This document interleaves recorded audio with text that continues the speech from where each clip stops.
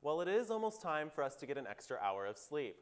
Daylight savings time is ending on November 7th at 2 a.m., so make sure before you fall asleep to set those clocks back so you don't have to wake up earlier than necessary.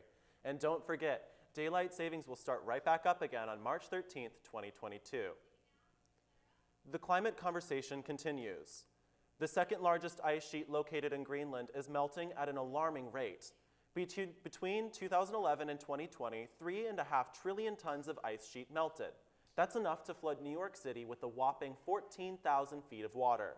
If all of the ice melts, the global sea level could elevate by more than 20 feet. On a less stressful note, UNT students can grab some free snacks by the union. That's right, Chanel. Students also have the opportunity to mingle with some of our campus police. Our reporter Nomi Sanchez is out at the UNT police station to give us a look. What's it like, Nomi?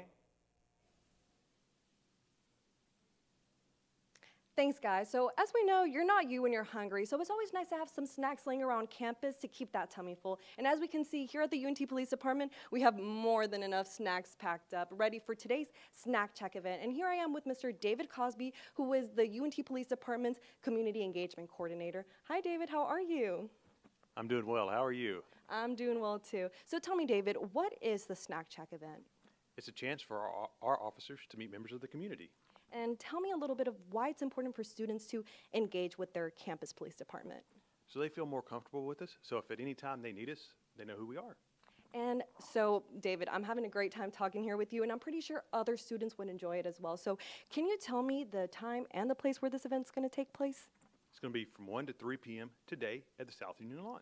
Thank you, guys. So as you can hear, guys, you have to go to the South Union Lawn to get your snack, your drink, and the best part of all, talk to Mr. David. Mr. David, did you have any other last words? Hope to see you there. Thank you, guys. So come check it out. This is Nomi Sanchez reporting live. Back to you. Thanks, Nomi. It looks like you're having a good time out there. After the break, we explore the story of another service member, the first Hispanic female firefighter in Dallas. We also have details on the sweet deal being offered by the Texas State Park System. Stick with us.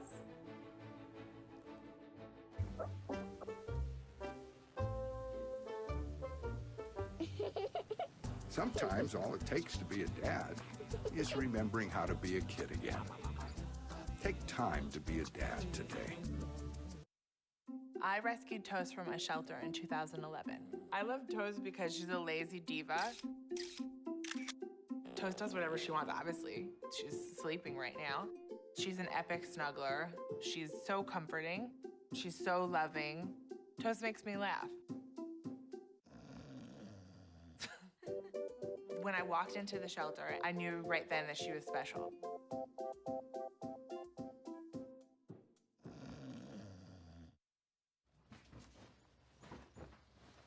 Hey!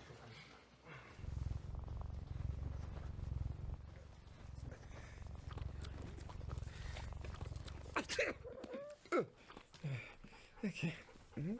If you love me enough to tolerate my perfect little pets and all their glorious dander, then of course you'll visit nhtsa.gov/the-right-seat to make sure I'm in the right car seat. Okay, so we drowned the fire, stirred it, drowned it again, and now just feel if it's cold. Yeah. Cool.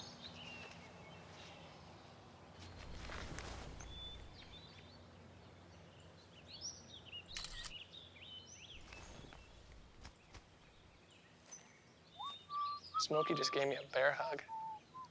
I know. I already posted it.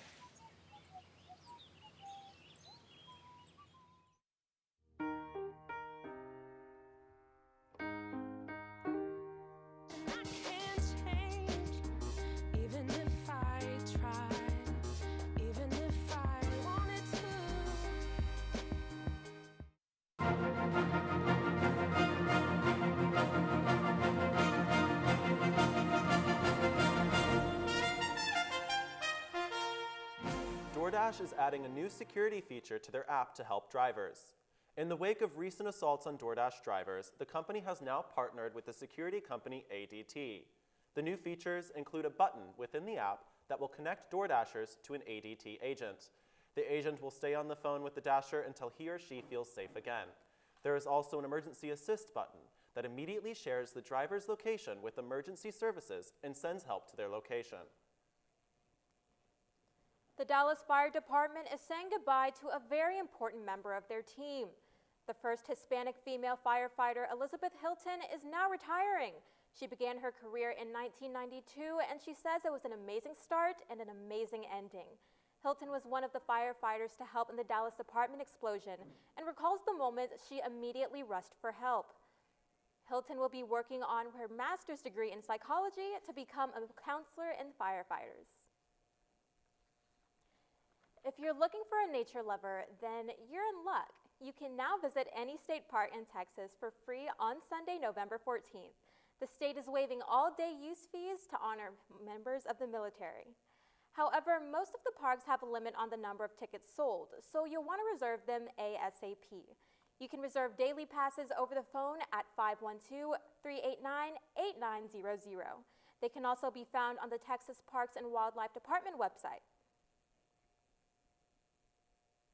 And if you would like to contribute to the Veterans Commission's Veterans Assistance Fund, you will have the chance to donate when reserving a ticket.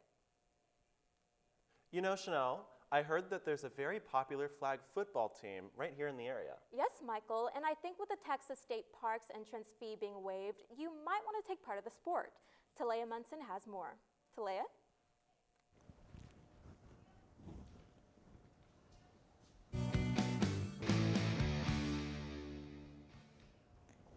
That's right, guys. If you're finding a way to enjoy the outdoors, a North Texas flag football team might be the best way to get moving. Our reporter Allison Manticore has the story.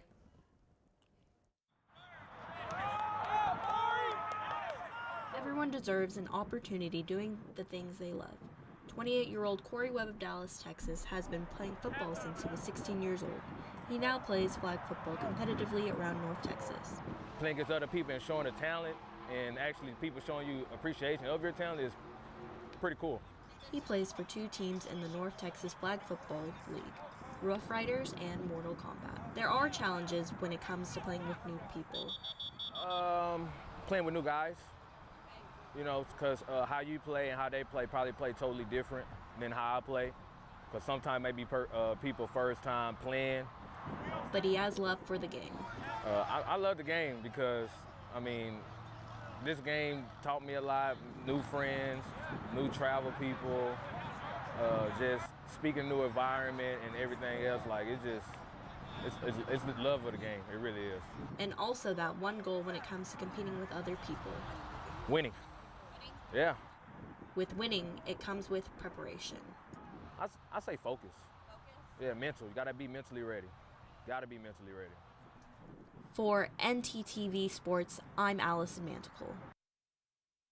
Thanks, Talea. Well, Michael, if it's one thing about sports, it's that it never gets boring. You have a point, Chanel.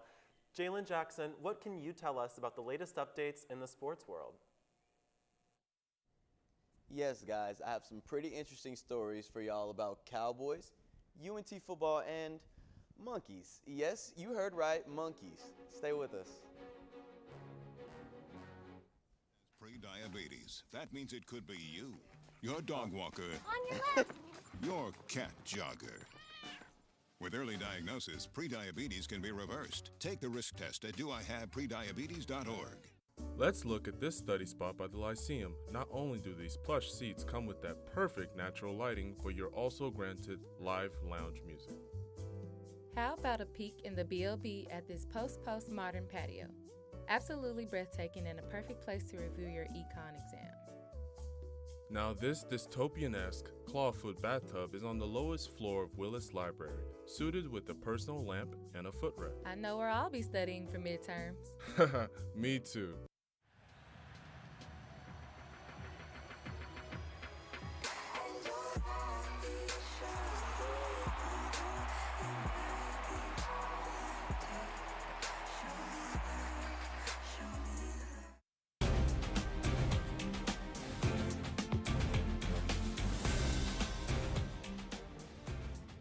There are a lot of stories that cross the internet, but this one just might make college football story of the year. Now stick with me when I say this. On Halloween, A monkey belonging to the University of Texas' special teams coach, his exotic dancer's girlfriend, Danielle Banks, bit a child that went through their home haunted maze. Allegedly, the child started the maze and wandered off course and stumbled upon a cage with a monkey in it, in the backyard where it was said to be sectioned off. The child reportedly walked up to the cage and was bitten. Some reports even say that the monkey had to be pried off of the child's arm. Danielle Banks has since then deleted her Twitter account after trashing the child that was bitten on Twitter. This is one of the tweets she posted in response to the monkey biting the child. She says she had absolutely no knowledge of the monkey biting anyone until the neighborhood doctor contacted her. Now I know what you're thinking. This story is absolutely bananas, but this is a developing story. The Dallas Cowboys are still on their glory run as they are 6-1 and leading the NFC East by a long shot. Last week, the Cowboys faced off against the Minnesota Vikings and won without their starting quarterback, Dak Prescott. That's right, backup quarterback Cooper Rush stepped up and led the team to victory 20-16. The Cowboys even dug in their Halloween trick plays and pulled out a pass from wide receiver Cedric Wilson to CeeDee Lamb for 30 yards. This week, the Cowboys will face off against the Denver Broncos at AT&T Stadium this Sunday at 12. Now, the season has been looking pretty promising for the Cowboys. Will they have enough gas in the tank to remain with only one loss? We will just have to see. Last week, the Mean Green faced off against the Rice Owls and came up with a victory in overtime, winning 30-24. The Mean Green have been on a 5-game losing streak until this Saturday. The Mean Green fought super hard for this victory, especially considering nobody had an amazing stat line, but they still managed to take the win. This week, the Mean Green will be facing off against Southern Miss away this Saturday at 2 p.m. Back to you guys at the desk. Thanks, Jalen. We sure hope you have some leftover Halloween candy because today is National Candy Day. We're not the first to love these sugary treats. That's right. Candy is derived from Persian cane sugar, which wasn't always available. So, instead, people used honey as an alternative. By the 18th century, the first candy is said to have arrived to America from Britain and France. Since then, we can't get enough of it. Tell us your favorite candy by posting on social media with the hashtag National Candy Day. You know, all this talk of sweets is getting my sweet tooth worked up. Halloween is peak candy season, and with that over, we can look to Thanksgiving now. We're getting into the Thanksgiving spirit, and so is the ice cream company Salt and Straw. The company is releasing Thanksgiving-themed flavors this year. In addition to your traditional flavors, like sweet pumpkin and pecan pie, you can consume an entire Thanksgiving feast in the form of ice cream. Some of the special offerings include caramelized turkey, cranberry sauce, and even a sweet potato pie flavor. In proper Thanksgiving fashion, Salt and Straw has us covered for dessert. Candied walnuts, cheesecake, and pumpkin and greenback pie. Ice cream will also be available. Are you interested in partaking in this year's ice cream feast, but you don't live near a Salt and Straw location? The company will ship five flavors right to your front door with their Friendsgiving series.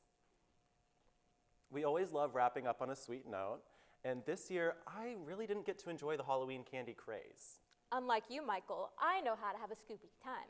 This year, I think I gobbled up buckets of candy. Buckets? Good for you. I'm definitely not missing my Thanksgiving feast, though. I always enjoy a nice serving of stuffing. Same here. I love myself a good ham. Hopefully, Thanksgiving comes soon. I can get behind that, Chanel. Thanks for watching ntTV News at Noon. Join us again here tonight on North Texas Television.